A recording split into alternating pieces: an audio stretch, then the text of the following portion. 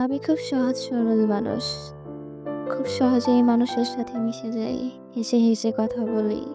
এর মানে এই নয় যে আমি অসহায়। আমাকে অসহায় ভাবা হবে নিরেট আপনার বোকামি।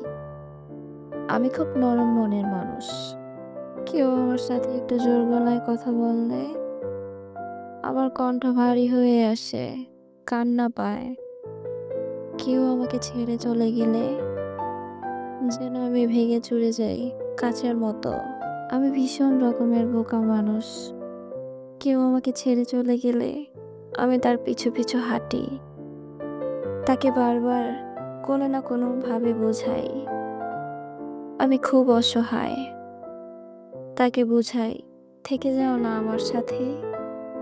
মূলত এসব আমার দুর্বলতা না। আমি আসলে মানুষ হারাতে পারি না। আমি ভীষণ ভয় পাই।